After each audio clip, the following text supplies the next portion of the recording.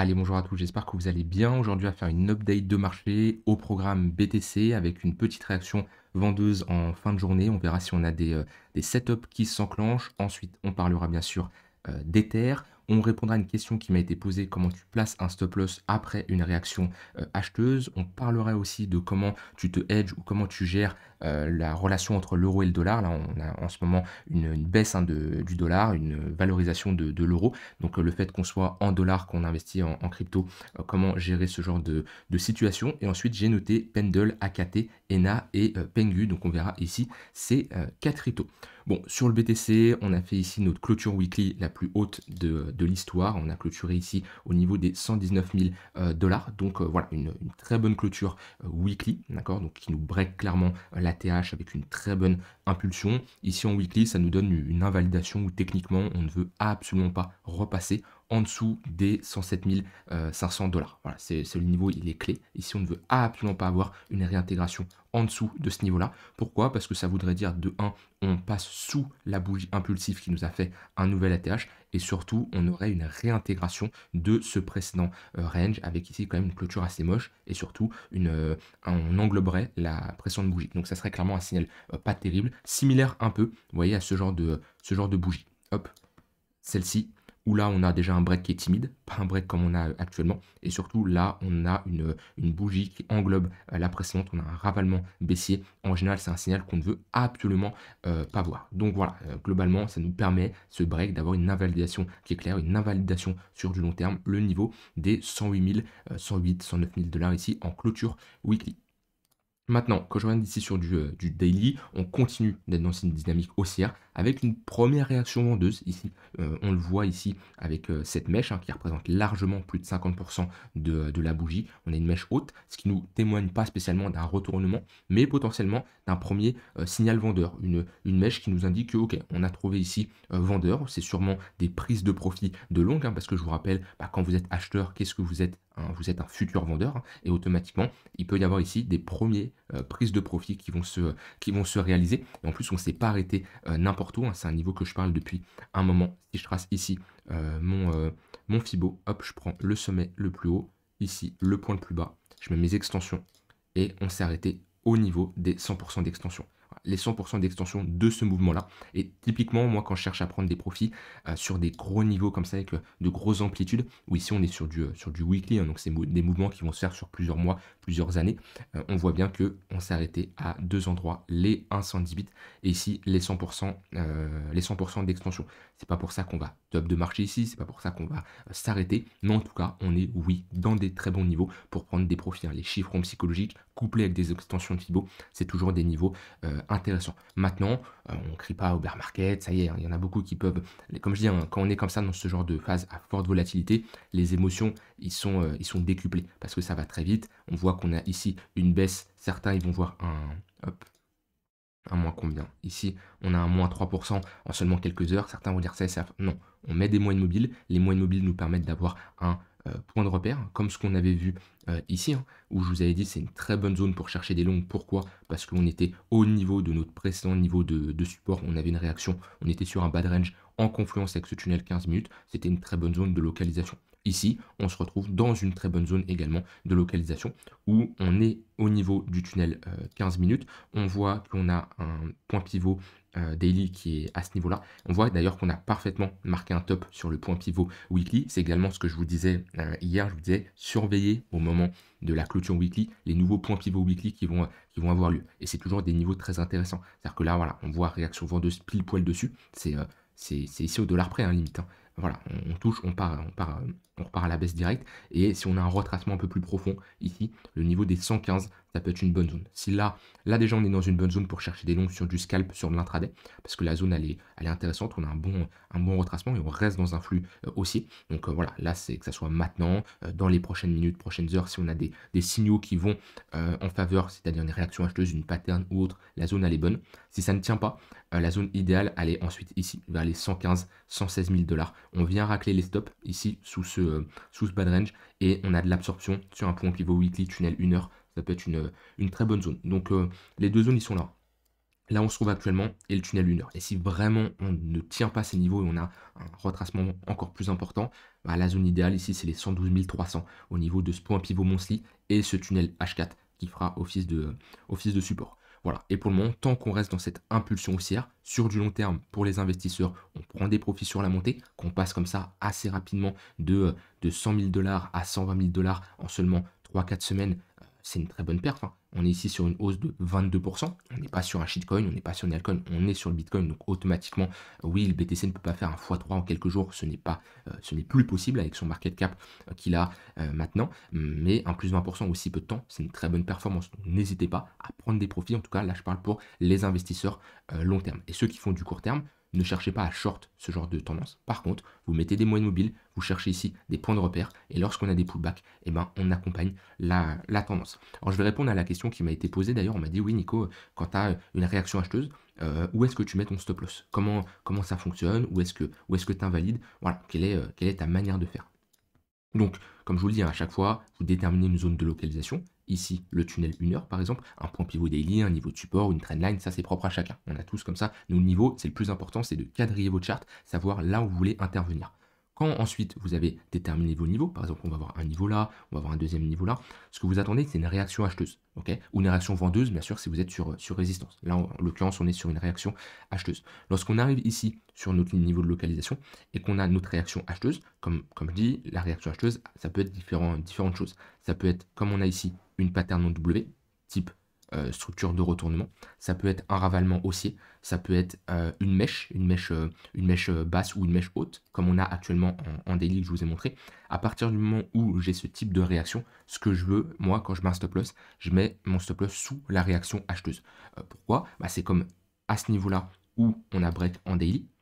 Hop, par exemple sur le BTC, on a eu un break de la TH ici. Bah, je vous ai dit clairement, on a alors là c'est une réaction acheteuse, c'est plutôt une continuation des acheteurs, mais on peut parler ici de pump. Ce que je veux, c'est ne pas réintégrer la réaction acheteuse. Donc mon invalidation, je la mets en dessous. Donc je la mets sous cette bougie qui nous break. Là sur du 1 heure où je vous montrais cette pattern de retournement sur le BTC, bah, ma zone d'invalidation, je la mets sous la pattern. Pourquoi? Parce que si ça c'est ma réaction acheteuse, mon stop loss c'est à quel moment j'invalide mon hypothèse, j'invalide mon trade, j'invalide mon scénario.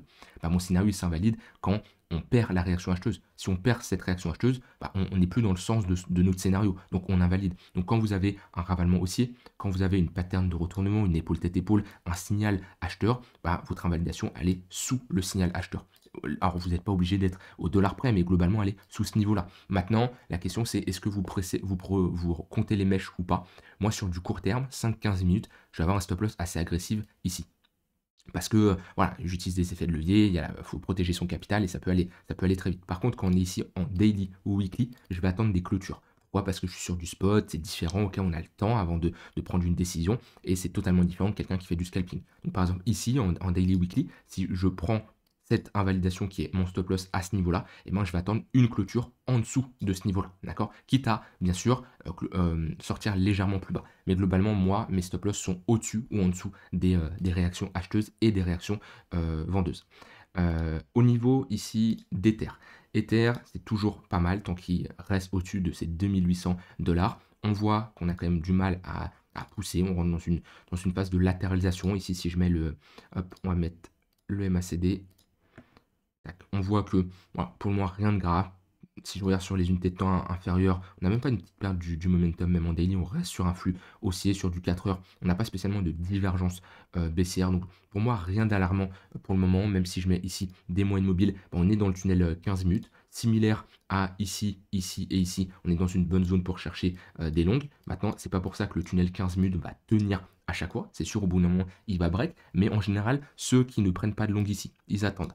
Ils ne prennent pas de longue ici, ils attendent. Allez, ça se trouve là, on va repartir. Ils ont attendu, on va y revenir, ils vont prendre un long, et là, par contre, ils vont se faire stop loss. Et là, ils vont dire, oui, c'est n'importe quoi, ça fonctionne pas. C'est juste que, bah, faut être présent quand ça arrive. Et c'est sûr qu'au bout d'un moment, c'est comme un range. Au bout d'un moment qu'on rentre dans un range, le range va break par le bas ou par le haut, c'est sûr. Donc oui, on cherche des longues sur un support, on cherche des shorts sur une résistance, mais à un moment, on va peut-être se faire stop loss, c'est normal. Un range au bout d'un, il break. Bah, c'est comme des moyennes mobiles. pour le moment, on part toujours du principe que ces moyennes mobiles-là également, ils vont tenir. On a un point pivot daily légèrement en dessous, mais dans tous les cas, là, la zone est intéressante pour chercher des longues. Maintenant, Ether un peu plus faible que le BTC. La différence, c'est que pour le moment, BTC est en découverte de prix. Ça veut dire que comparé à Ether, où il peut être sur des niveaux de résistance, ce qu'il faut se dire, c'est que là, sur Ether, il y a eu du volume à ce niveau-là. Donc il y a eu tout simplement des acheteurs qui sont rentrés en position.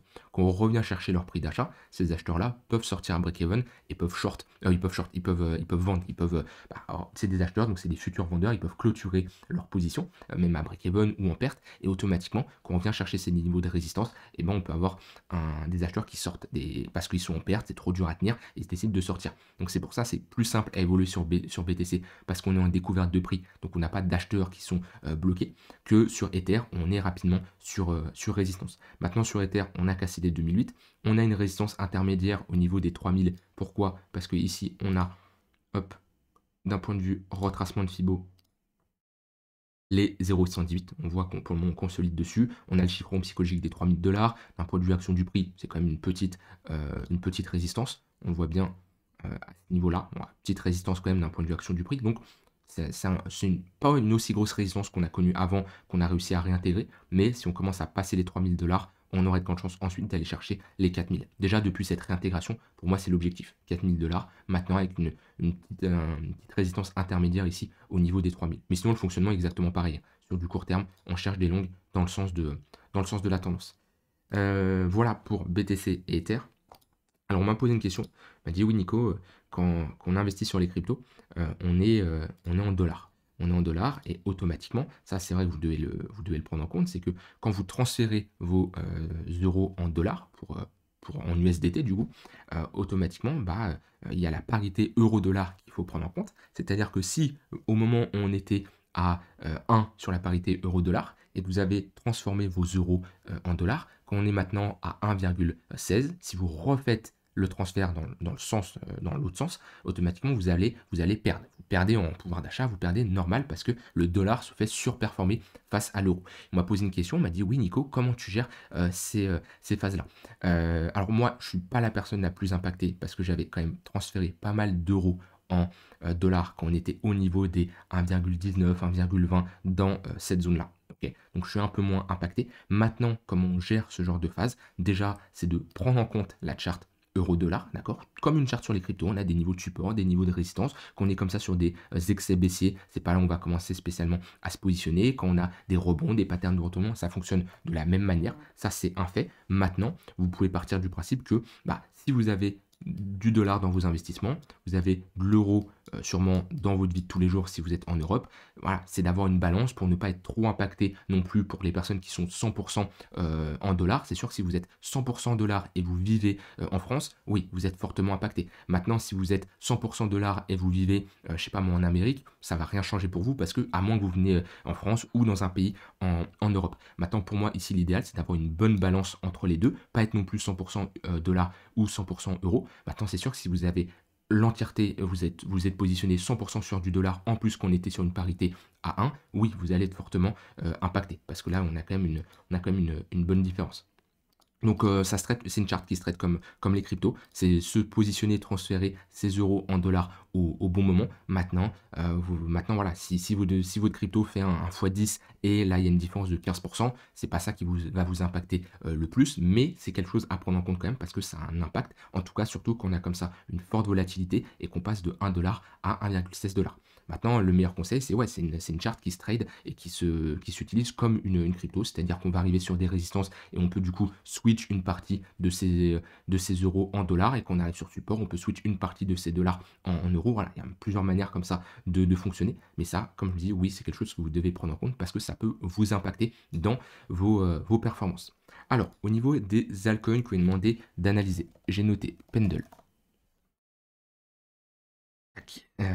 Pendle, je sais plus, on en avait parlé il n'y a pas longtemps, mais ça se traite comme un range. Ça me fait penser un peu à la charte de Tao. On est clairement sur un range. Je crois que j'en avais parlé qu'on était au niveau du milieu de range. Je vous avais dit attention, on est quand même sur un niveau de résistance. Du coup, en général, le milieu de range, c'est clairement un niveau de résistance. Pour ça, on peut mettre ici un volume profile. hop, on le voit bien, notre bas de range qui est sous les 2,4, notre haut de range au-dessus des 5,1, le poke, on est revenu s'appuyer dessus. On n'est pas dans la meilleure zone de localisation pour les investisseurs, parce qu'on est sur un milieu de range, et idéalement on cherche des achats sur des corrections, qu'on revient chercher comme ça, des gros niveaux de support weekly, voire monthly, où là c'est de très très bonnes zones pour chercher des longues. Donc idéalement on attend un retracement. Est-ce qu'il va avoir lieu? J'en ai aucune idée, mais idéalement on attend ce genre de repli pour se positionner. Pour ceux qui sont déjà positionnés, eh ben, la meilleure solution, c'est de prendre des profits milieu de range, haut de range. Déjà, quelqu'un qui s'est positionné bas de range, au niveau du milieu de range, il est déjà sur un x2.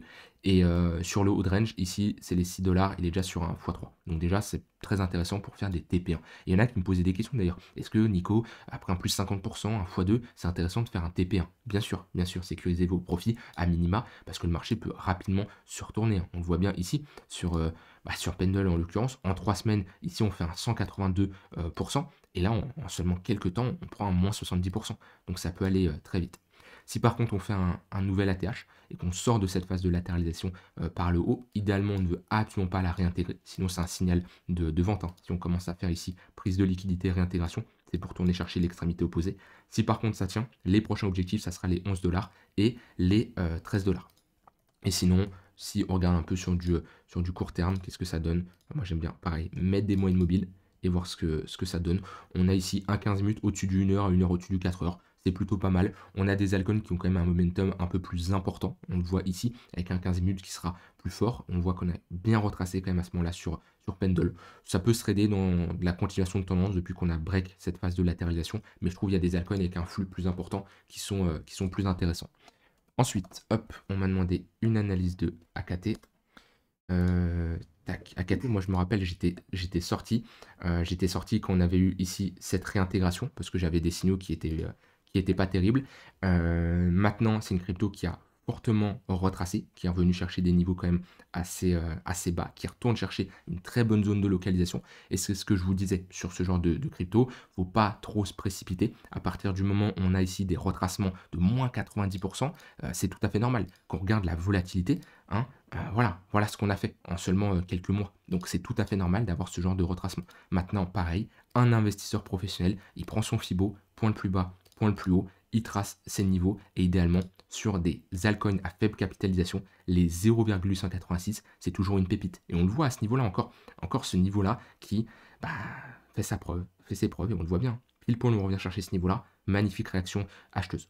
Maintenant, on est toujours dans une tendance baissière. Je le vois au niveau des moyennes mobiles, au niveau du tunnel daily. Donc vous voyez, AKT pour trader la tendance, c'est pas l'alcoin la plus intéressante parce que je vais préférer trader du AVE, du hyperliquide, ce genre de crypto qui ont toutes les moyennes mobiles orientées à la hausse. Par contre, dans une type de stratégie comme on cherche les bottoms, par exemple, pour chercher des bottoms de marché sur des altcoins, là, on peut être dans un bon scénario uniquement si on break ce niveau-là, le niveau des 2,10 dollars. Parce qu'on breakerait le tunnel daily, on breakerait le tunnel 3 jours, on validerait cette pattern de retournement et on réintégrerait ce précédent niveau de résistance. Pour moi, sur AKT, sur du long terme, c'est le seul signal intéressant pour avoir ici un bottom. Soit on se positionne sur des extrémités basses comme ça, au niveau des 0,886, chiffron psychologique avec les 1 dollar, voilà, on a une bonne confluence, soit on attend un signal acheteur avec ici cette pattern de retournement. Donc, Pendle, c'est bon, AKT, c'est bon. On m'a demandé NA. Tac. NA, toujours sur un gros niveau de support, avec un rejet qu'on a fait ici en weekly, une hausse de plus 30%. Maintenant, ça ne me surprend pas vu que la plupart des altcoins ici on pump. Ce qui compte, c'est mettre des moyennes mobiles et on voit que pour le moment, on a toujours un tunnel daily qui fait office de résistance. Donc même si on essaye de s'en sortir, même si on essaye de regagner ici une dynamique haussière, on le voit avec cette pattern de retournement, break des moyennes mobiles, tunnel 4 heures, le 1 heure qui repasse au-dessus du 4 heures, le 15 minutes qui repasse au-dessus du 1 heure. C'est intéressant. Maintenant, sur du long terme, on reste dans ce flux qui est baissier. Donc on a des signaux de reprise, c'est un fait. Puis surtout, on est sur un gros niveau de support weekly. On peut voir NA dans un range. On est plutôt dans une zone où on va chercher des longues, pour avoir ici une stratégie de range, c'est-à-dire prendre des profits sur l'extrémité opposée. On est quand même sur un x4 avec prise de profit partielle au niveau du milieu de range, c'est toujours intéressant. Et ça peut être ici une invalidation qui est claire, vous voyez, parce qu'on parlait tout à l'heure d'invalidation. On a une réaction acheteuse, hop, l'invalidation, elle se met sous la structure. Soit sous la structure ici, moi je la mettrais sous le plus bas. C'est-à-dire que sur NA, ici, s'il y a un long qui se prend, c'est ce type de long. Hop. à ce niveau-là. Voilà, si on prend un long assez agressif, on n'attend pas le break du tunnel dédié. Idéalement, je préférerais. Là, je préférais le rentrer légèrement plus haut, mais avoir une confirmation, quitte à avoir un ressort plus faible. Voilà, j'ai un ressort de 3,5 pour 1. Rentrer là, ça nous donne un ressort de 6 pour 1, mais j'ai pas un vrai signal. Et avec une invalidation, si en clôture weekly, on passe sous ce point-là. Pourquoi? Parce qu'on aurait une sortie du range et je ne compte pas holder une position qui sort d'un range comme ça, qui dure depuis maintenant plusieurs mois. Et dernière crypto, on m'a demandé une analyse de Pengu. Je ne connais pas du tout. Ça me parle pas. Alors, est-ce que j'ai plus d'historique déjà? Que je peux prendre une autre charte pour voir ce que ça donne. J'ai ici Binance, OKEx. Je crois qu'ils sont un peu tous listés au même endroit. On va prendre Binance alors. J'ai assez d'historique. Alors, les charts comme ça avec très peu d'historique, en général, comme je dis, je me méfie. Ok, je préfère renforcer mes convictions avec une analyse fondamentale, parce que c'est dur ici de faire une analyse technique avec aussi peu d'informations. On est quand même ici dans une forte augmentation. On est sur un x5, donc ça à prendre en compte. Surtout ici, au niveau de cette bougie weekly, on est sur un x2. Donc attention, on est sur des niveaux assez hauts.